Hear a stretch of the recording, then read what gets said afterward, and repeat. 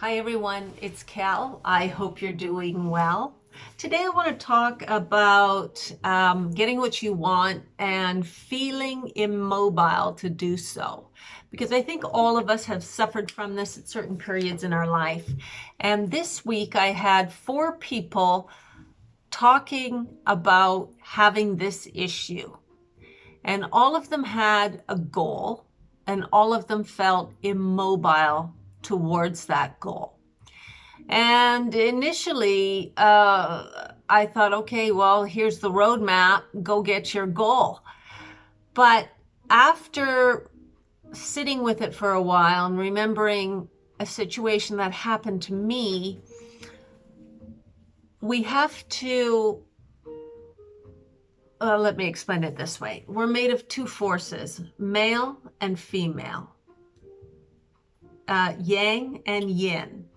And these 2 forces have different ways of integrating. Now, the yang is the, I want my dream, I want X, and I'm going to go out and get it. And the feminine force is yin. I'm going to hold on to you. I'm going to prepare you for going out there. So sometimes when you're feeling really immobile and you can't take the action, what's going on is that deeper yin part of you that the mind does not know, that the mind protects but does not know, that yin is holding you back. And she's preparing you for the next stage or the situation or the direction. So again, you've got these 2 forces, male, female, and they're always wanting to integrate at every level of your being. And it's really hard sometimes to know, should I do this? Should I do that? Should I wait? Should I go?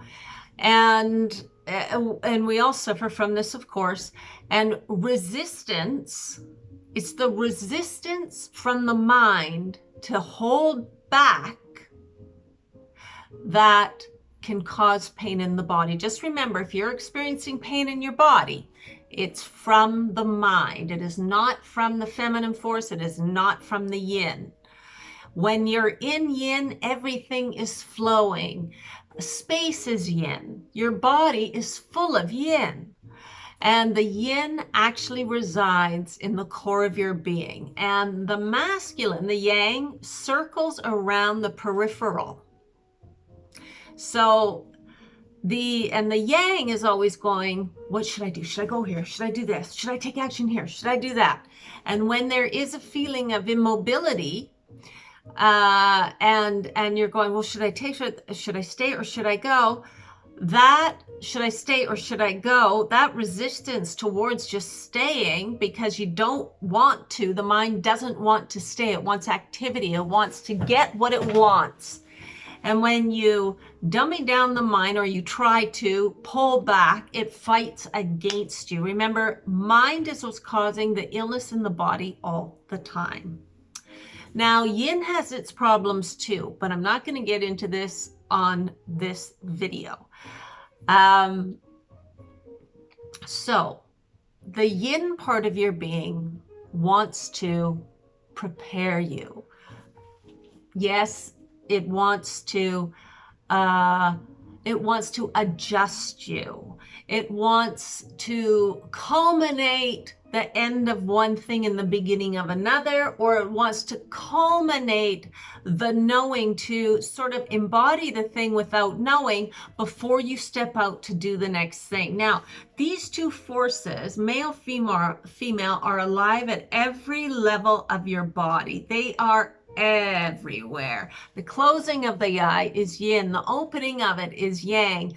You are literally covered in these 2 forces, and they are all around you everywhere. So there's a real need to understand this, and coming out with sort of a blanket statement for yourself doesn't work because the feeling is telling you otherwise.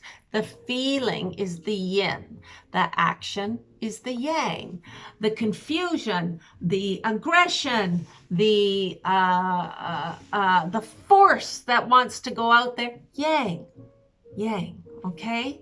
Because there's an impatience there, and it's the whole being impatient rather than embodying and allowing the yin to take its force that causes all sorts of things: confusion, illness, wrong direction. But you know, when you go in the wrong direction, you know one thing, you're going to learn and you're going to find that right direction. So sometimes that can work. There is no one set plan. Remember, the mind is a maze. The mind is the maze.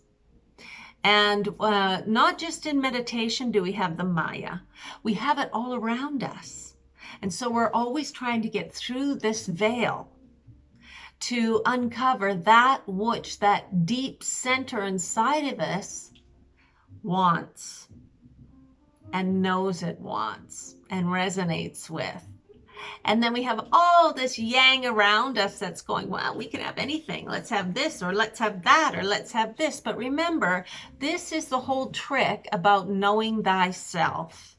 When you know yourself, you know what's going to make your center resonate. And when the mind gets confused with all the veil everywhere, there's confusion. However, going back to the feeling of the yin and the yang, because we're talking about feeling, and when the feeling of yin is stay still or don't take action, and then you got the yang, it wants to push it into place. Now, I understand this quite well. I have lived an entire life like this. Now I listen to the yin. Now I'll sit with it, and I will work. You will know, because this recently happened to me. You will know if you sit with it and you just sort of tinker around, or do your body work, or do walking meditations, or whatever it is you do, you will arrive at a culmination time where that snowball has suddenly come very big, and it's ready to roll. And you will find yourself just doing it. And that's what happened to me, even in Italy. I was sitting there, didn't want to book a flight, didn't want to book a flight, sat with it, went and had a whole bunch of body work done. And this continued for months, and then boom, I woke up one day and this was it. This was the decision. I knew what to do. I didn't know why, but I knew what to do. I couldn't even really explain anything to anybody. I just knew the next step.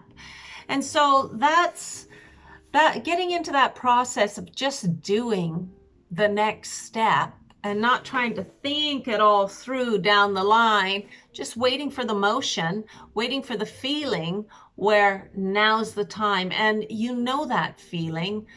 It's a embodiment of just knowing, and you know that right time. And we've all had that so many times and on a daily basis, and we tend to take it for granted, but we know that. So I just wanted to pop on and really wanted to talk about the being immobile and not taking action. I had a couple of these people ask me, oh, Kelly, is this a bad thing? Nothing is a bad thing. It's a feeling thing. It's the story of you is unraveling moment to moment. And it's not a cut and dried story. No story is cookie cutter. It's a moment to moment story. And as you go through life, and I think Tom Cochrane, a singer-songwriter from the 80s, in one of his songs, he said, life isn't big. Life's kind of small, made of small moments all strung together.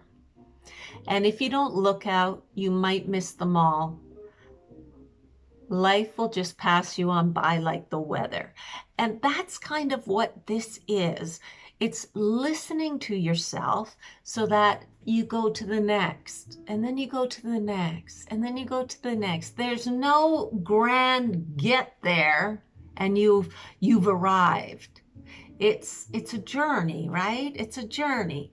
And not feeling guilt, not feeling guilty, not feeling bad, not feeling unworthy, not feeling like a failure, that it's critical to not go in that direction and to just know that you're worthy, you're good, it's coming to you, and it's coming to you when the time is right, and you will know it, and you will know it. It is a feeling thing, and you will know that feeling.